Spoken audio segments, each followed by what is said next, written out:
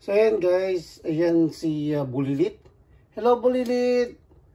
Nakita nyo at isang taon na siya, isang buwan na siya guys. Ayan, ito si Bulilit, no. Ang tawag ko sa kanya Bulilit kasi masyado siyang maliit.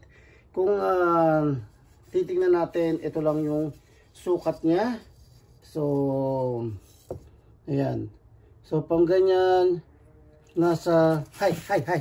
Kita nyo?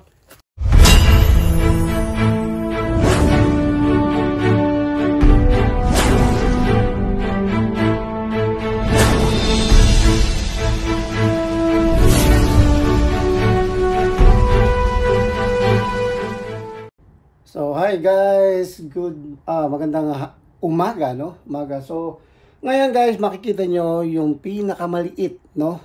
Or smallest American bully na puppy. So ito yung kauna-unang anak ng aso namin, no? Dalawa siya, kaya lang namatay yung isa. Kaya lang, ito guys, makikita nyo kung gaano kaliit si Bulilit. So, sa tingin ko guys, ito na po yung pinakamaliit na tuta or yung puppy ngayon, no? Kasi actually yung nanay nito, makikita nyo naman, show ko mamaya sa inyo kung gaano kalaki yung pinakamama niya at yung mama niya. And then yung tatay kasi nito, hindi naman ganong maliit, pero ito yung kinalabasan nung anak nila.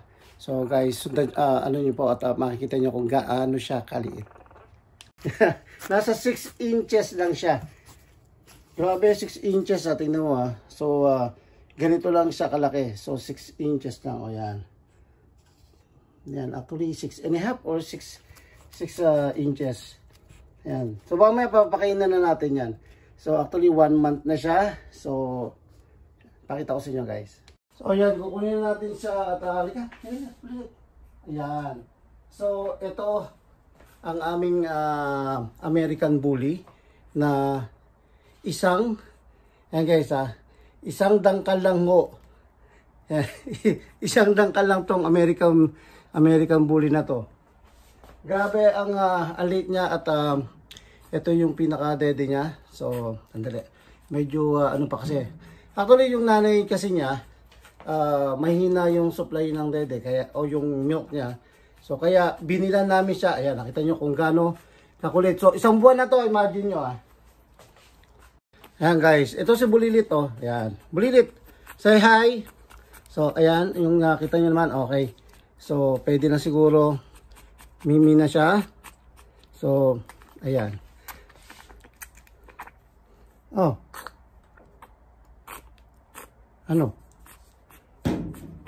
Parang mainit kata Parang gusto kong ako muna tumikim. Okay na. Ayan. Ayan. So, every time na pinapaano namin to, kasi nga may na yung gatas ng nanay. So, kami na mismo, ayan, kami na mismo nagpapagatas sa kanya. At, ayan, kita nyo kung gaano lang siya kaliit guys. Ano rin? Ang takaw, grabe ang takaw nito. Ewan ko, kaya siguro matakaw naman siya pero hindi lumaki. Yun ang nakakapagtaka dito sa tuta na to. So anyway, so American Bully pero ganito siya kaliit. So hindi naman maliliit ang nanay niya, hindi naman maliit din ang tatay niya, pero siya sobrang liit. So isang dangkal lang actually isang buwan na siya, pero ito yung sa tingin ko na pinakamaliit na American Bully sa panahon ngayon. Ayan. Grabe, naubos na.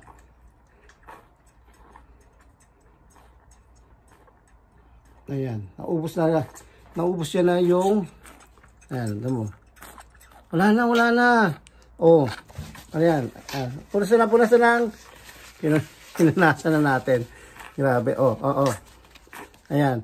So ito, guys, nakita nyo 1 month American Bully. Kita nyo So ganyan lang siya kalaki. Ayan.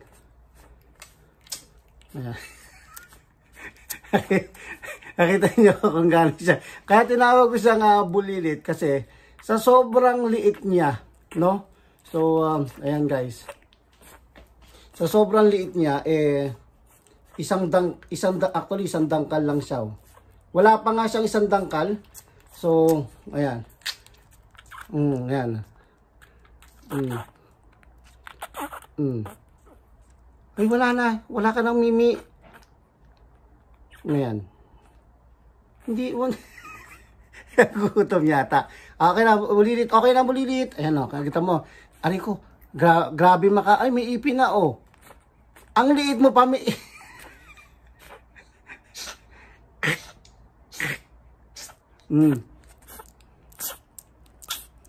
Nakita nyo guys grabe, ang liit oh.